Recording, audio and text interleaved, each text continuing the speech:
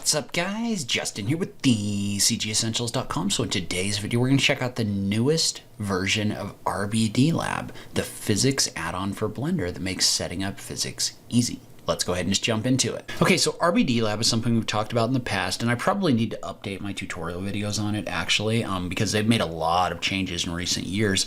But one of the coolest things that they're doing is they've recently rolled out a new version that adds not only like cloth and like breaking things, but also metal simulation inside of Blender. And so it's super cool because what it does is it allows you to basically simulate not only like fractures, but also the way that metal bends and deforms, which we'll get more into a little bit later in this video. But now you've got the ability to do things breaking like concrete walls. You've got the ability to do metal deformation, as well as some cloth stuff and some soft body stuff. So this is something where I may end up updating my tutorial list into multiple different tutorials. But for now, let's take a look at how we can use the metal module in order to basically bend or deform metal. So if you do want to check out RBD Lab, I will link to that on this page. Note that is an affiliate link, meaning if you purchase through that link, then I'll receive a commission. But let's jump over into Blender and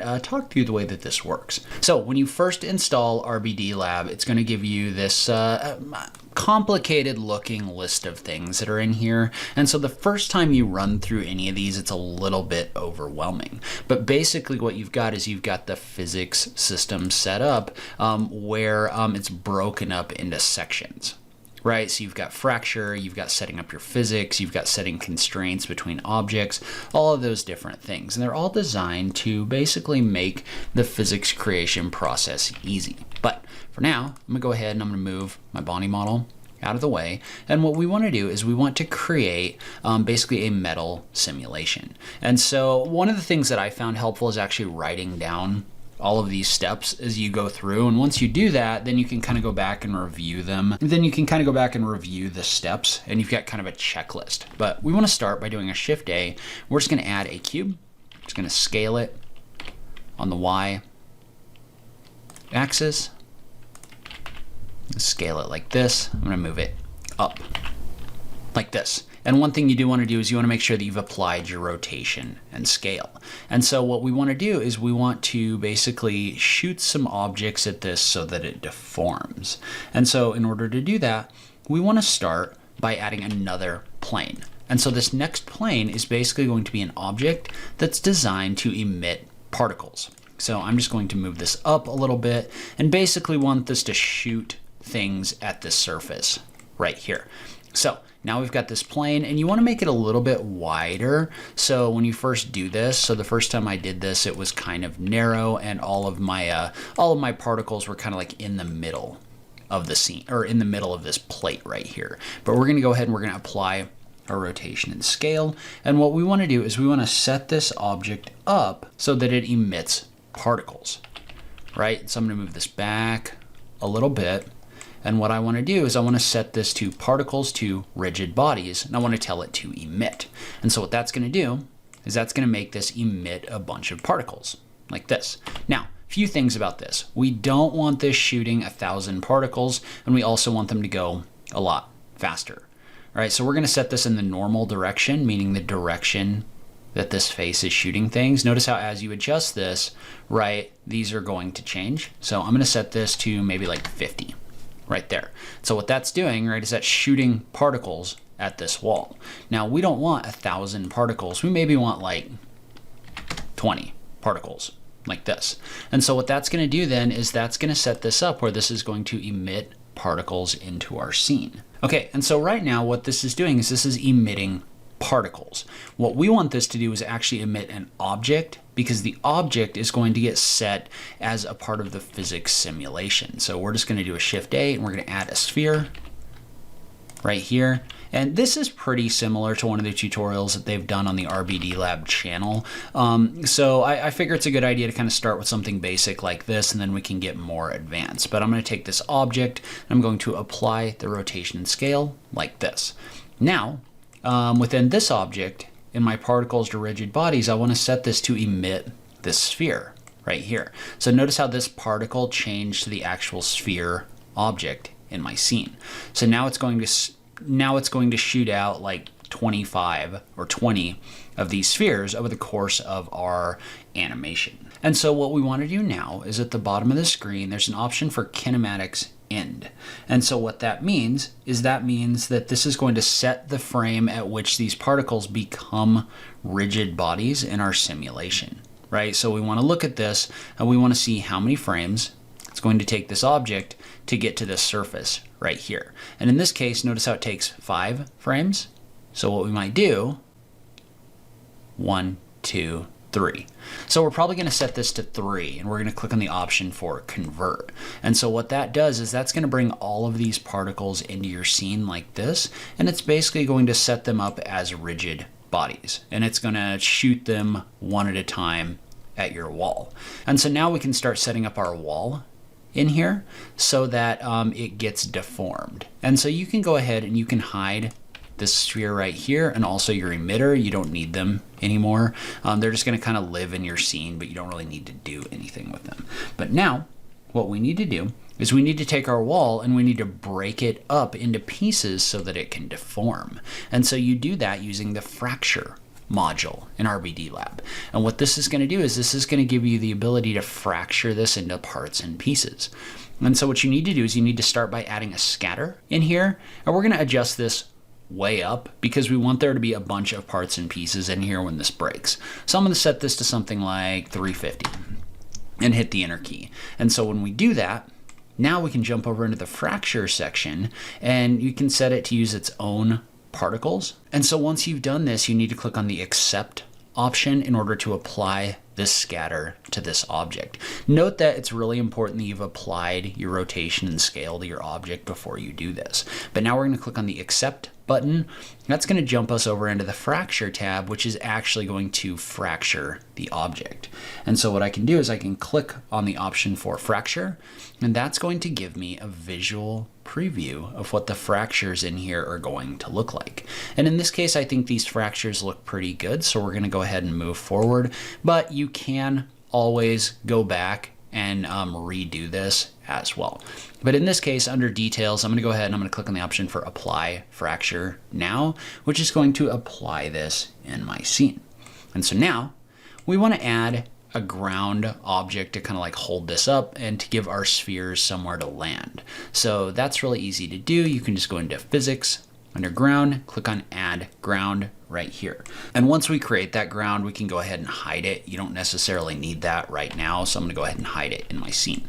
But you do have that ground plane in here now. Okay, so next up, we need to add physics to this object. So what we're going to do is we're going to go back to the physics tab under RBD, and we want to add metalsoft right here. So that's the physics we want to add to these objects. So what we're going to do is we're going to click on metalsoft right here in order to do that. And then we're going to go down and we're going to click on the option for add rigid bodies. So when you do that, what that's going to do is if you play your animation, it's going to add physics to all of these rigid bodies. But notice how they're all just going to like fall, which is not what we want. I mean, it would be what we wanted. And actually notice how this like shot a hole through this wall, which is actually pretty cool, but it's not what we're going for right here. So what we need to do is we need to jump over into the constraints tab. And what the constraints tab is going to do is it's going to give us the ability to set the way that these chunks interact with each other. So instead of just like falling apart, what we want to do instead is we want to set these up where they're kind of like all the parts and pieces are kind of linked together. So in order to do that, we want to go down to our collections and we want to make sure this is set to soft. We want to uncheck the box for breakable right here. We do want to check the box for iterations, and we're going to go ahead and we're going to make sure that between chunks is created. We're going to click on create constraint group. So when we do that, notice how this is still falling, but it's kind of falling differently, right? It all kind of fell together. So still not exactly what we're going for, but we're moving in the right direction. And so what we want to do is we want to click on the little eye right here just to kind of preview this. And notice how when we preview it, this is going to show you all of the constraints that it created between these different objects. And so what we want to do is we want to change the way that these constraints are working a little bit.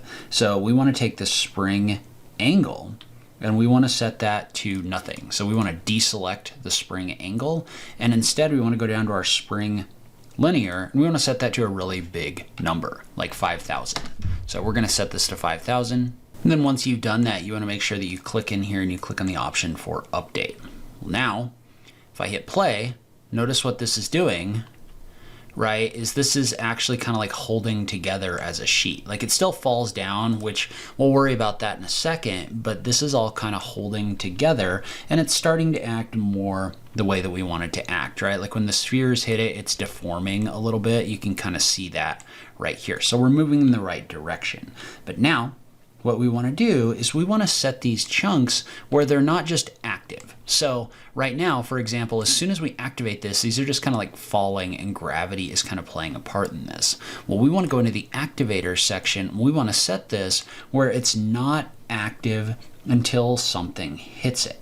And so the first thing we want to do is we want to add an activator layer. And we're going to click on the option for dynamic right here. And you want to select all of these chunks, and you want to add the layer. And so when it does that, notice how these turn red, so you can see that they've been added to this layer. And so what we want to do now is we want to take this layer and we want to set it to start to off. Now, notice how it's like in here and the spheres are hitting it, but it's not actually deforming, right? It's just off. And so one of the things you might notice once you do this is if you play your animation, sometimes these spheres go through your wall. And so the reason that the spheres are going through your wall is because your rigid body world in your physics section doesn't have enough substeps. So we want to go back into our rigid body world. We want to set our substeps per frame to something like 15. And so that's going to do more substeps in here and more calculations. Well, now notice how none of these are going to go through the wall because it's doing more calculations on every frame. And so it has more data in here in order to keep those from shooting through here. But now what we need to do is we need to go back into our activators for these objects right here, and we want to set them up where they have individual activators. That's going to be important because those activators are going to interact with this wall right here. And again, I know this sounds complicated, but once you've done it once or twice, it's a lot easier. So we're just going to take these objects, and what we want to do is we want to add an activator to these objects. So we're going to click right here, and we want to set this to be a sphere because these objects are spheres. We're going to click on OK, and that's going to create activators that are too big. Well, you can scroll down here, and when you scroll down here under, let's see, where are they? Well, if you scroll down here under activators, there it is. If you bring this down to something, you want to set the activator to basically be the same size as your sphere, maybe like mildly bigger.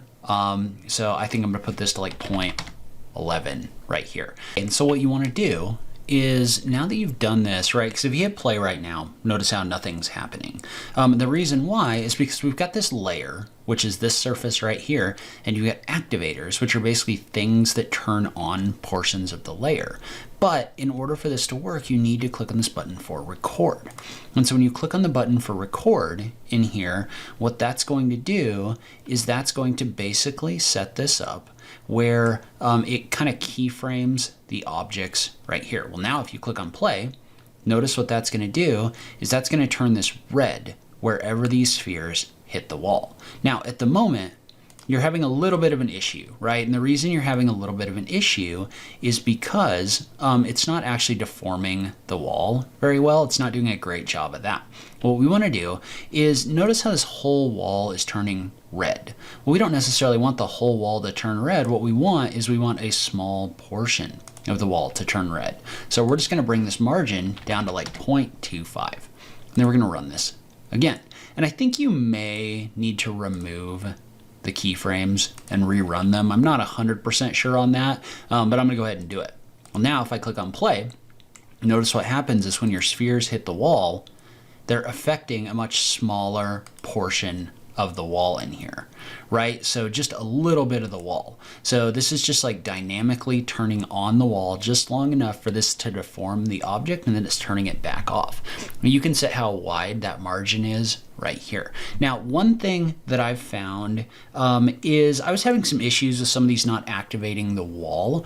And so when that was the case, what I did is I just went back to my physics settings right here and I turned my sub steps up even higher. And it seemed like it fixed it. I did need to click on update and I did need to come back in here and rerun those animations right here. But this is doing a really cool job of giving us the ability to deform this wall right here. Okay, and so the problem with this at the moment, though, is it doesn't look very good, right? This is broken up into a bunch of chunks, which is not necessarily what you want because you want your wall to act like it's a plate. And so what we're going to do is we're going to take this entire plate and we want to select it and we want to go over into the metalsoft function. And you may want to save before you do this, just to make sure that you don't lose anything. I have had this crash when I was doing this once before. But in this case, what I want to do is under the metalsoft function, I'm going to click on the option for create mesh deform. Make sure you select those objects before you do this. Well, what that's going to do is that's going to create a nicer mesh that's going to kind of follow along with the damage that's created in here. Now, first thing you're going to notice is if you play this right now, it's not actually doing anything. Okay, and so now what we need to do is we need to jump into the mesh soft or metalsoft options. We want to click on the option for rebind.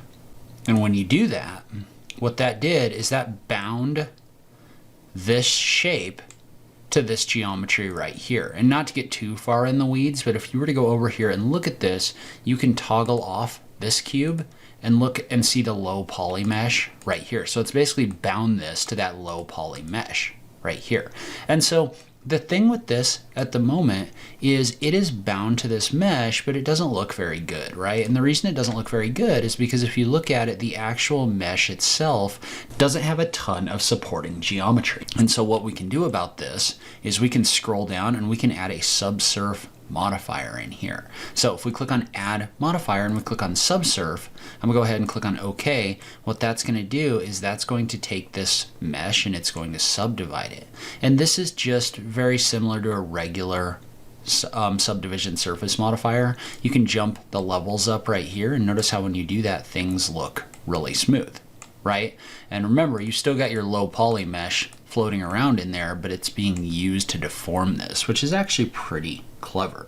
All right, so that gives you a pretty good idea of how you can start using this in order to deform objects in your viewport. Now there is the ability to kind of set these up with like a weight paint in here so that they add an additional weight and they do some displacement, but this video is getting a little long, so if you're interested, we can talk about that in a future video. All right, so that's where I'm in this video. I'll link to RBD Lab in the notes down below. This is another one of those add-ons I should probably go through and update my playlist on, just so you can have some better tutorials on how to use it. But I'd love to hear from you in the comments down below. What do you think about RBD Lab? Is this something you might use? I just love having that conversation with you guys. As always, thank you so much for taking the time to watch this, and I'll catch you in the next video. Thanks, guys.